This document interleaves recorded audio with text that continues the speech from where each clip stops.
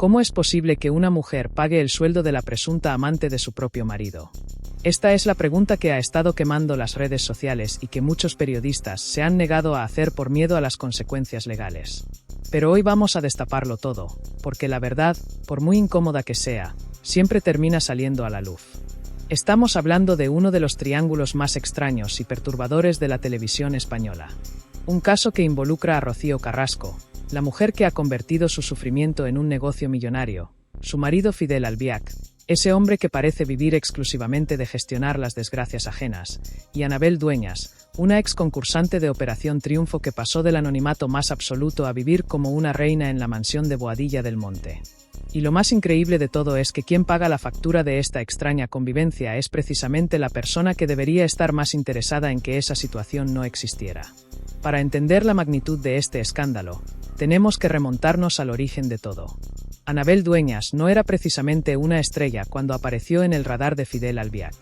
Era la octava expulsada de una edición de Operación Triunfo que nadie recuerda, una voz más del montón que formaba parte de un grupo musical de verbena llamado Super Singles.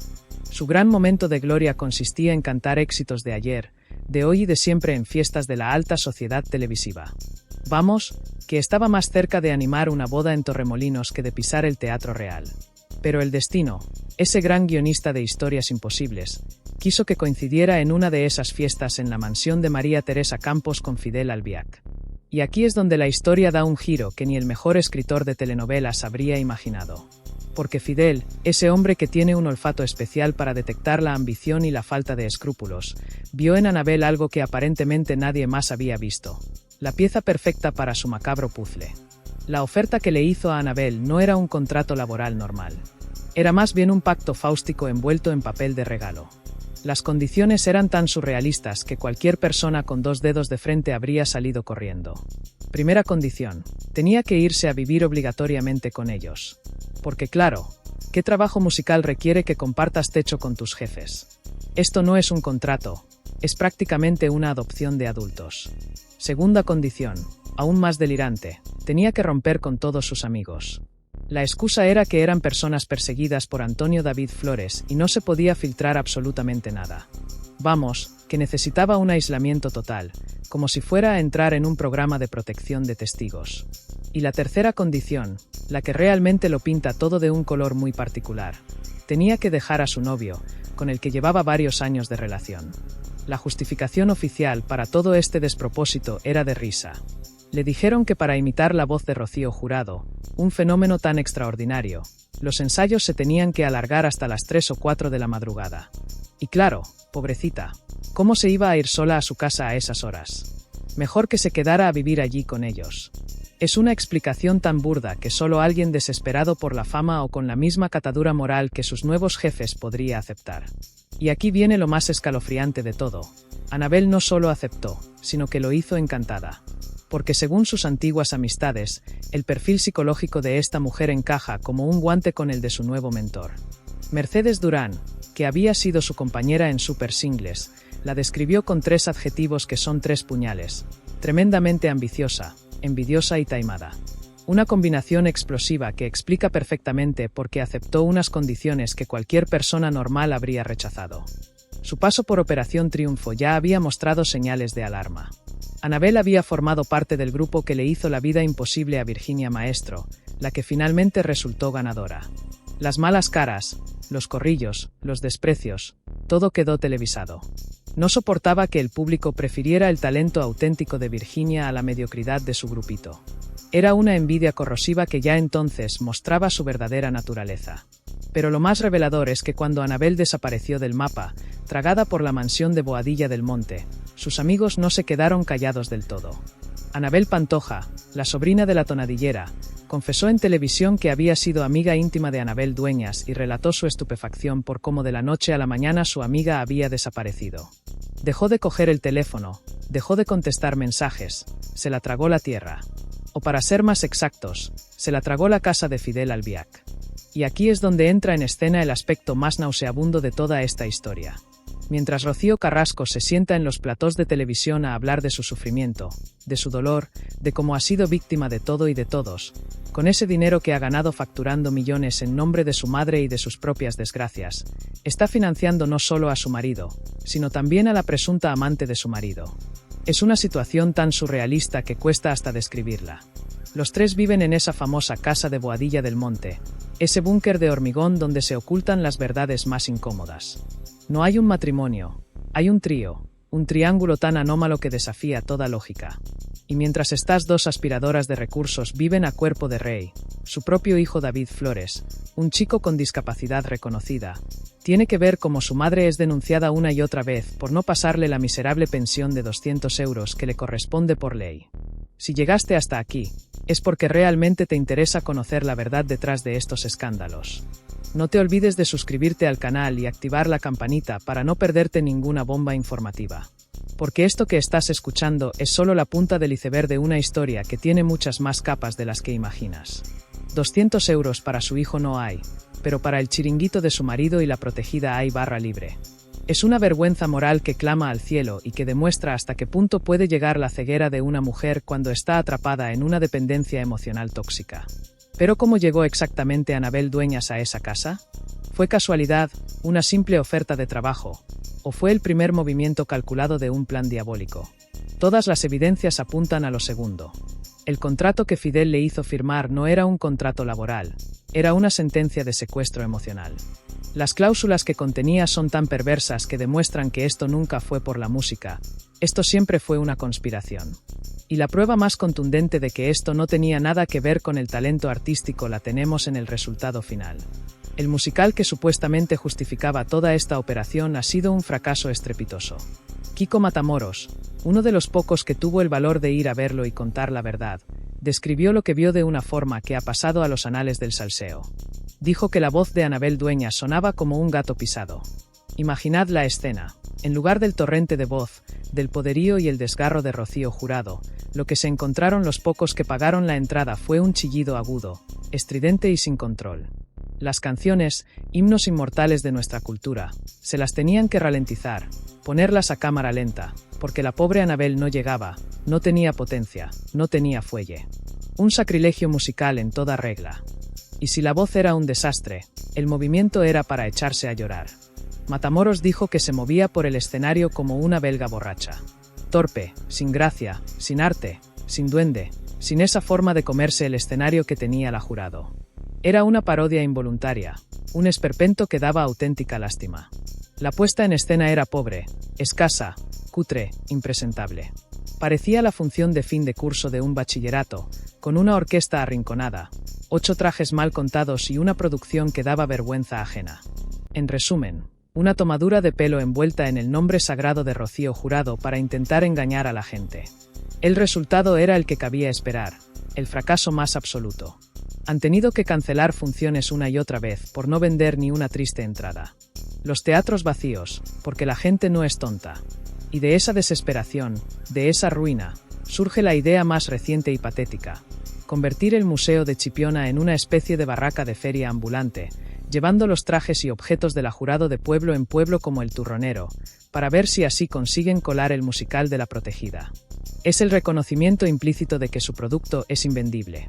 Y aquí es donde la historia se vuelve aún más oscura.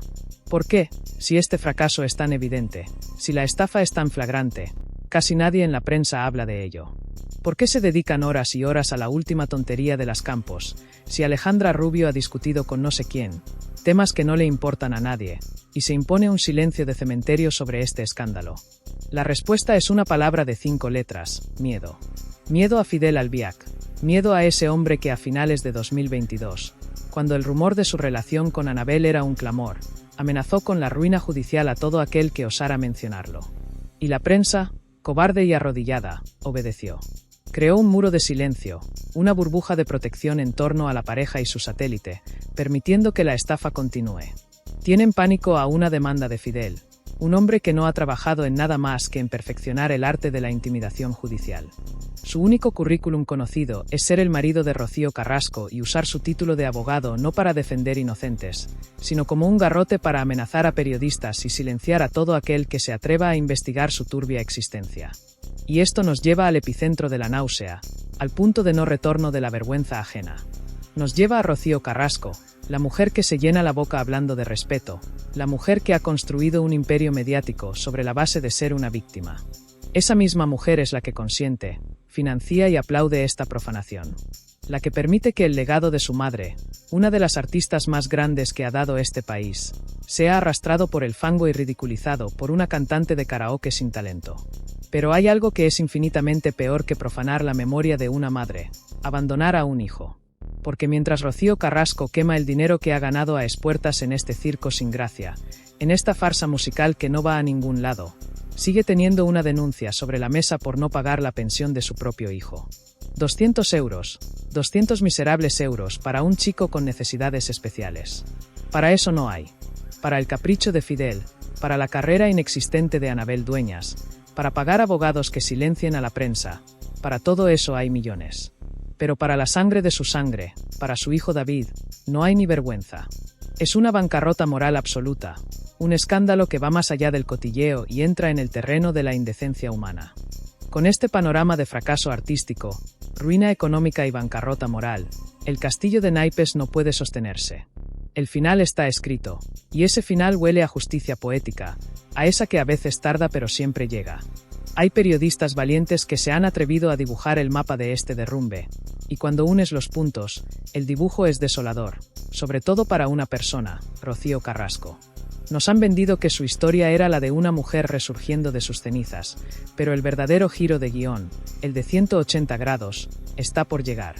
El giro final no es el de la víctima que se hace fuerte, sino el de la emperatriz que se queda desnuda, sola y sin imperio. Porque el imperio se lo ha entregado en bandeja de plata a su peor enemigo, uno que duerme bajo su mismo techo. Toda esta tragedia griega que ha montado tiene dos beneficiarios claros: Fidel Albiac y su inseparable Anabel Dueñas. ¿Y qué pasará cuando el telón caiga definitivamente? ¿Creéis de verdad que Fidel, ese hombre cuya única profesión conocida es la de gestionar el patrimonio y las desgracias de su mujer, se va a quedar a su lado para consolarla en la ruina? Un hombre que presuntamente no ha demostrado un ápice de compromiso real con ella. La historia y los hechos nos dicen que no. La historia nos dice que personajes como él no son leales a las personas, son leales a los proyectos. Y el proyecto Rocío Carrasco está dando sus últimas bocanadas. Ahora empieza el proyecto Anabel Dueñas. Esa chica que llegó como una supuesta artista y se ha convertido en la sombra que todo lo controla. Esa actriz secundaria que ha estado ensayando pacientemente su papel y que está a punto de dar el salto a protagonista. Y ese salto, no nos engañemos, será sobre el cadáver mediático de Rocío Carrasco. El día menos pensado nos levantaremos y veremos la noticia. No nos sorprenderá, pero nos indignará igualmente. La noticia del abandono. Casi puedo visualizar la escena. El silencio gélido en esa casa impersonal y carísima, el sonido de una maleta cerrándose. Ni gritos ni discusiones, porque la gente como ellos no discute, ejecuta. Una mirada fría, un hasta aquí hemos llegado, y la puerta cerrándose para siempre. Dejando a Rocío sola en medio de un salón gigante, rodeada de los fantasmas de todas las personas a las que ha aniquilado por el camino.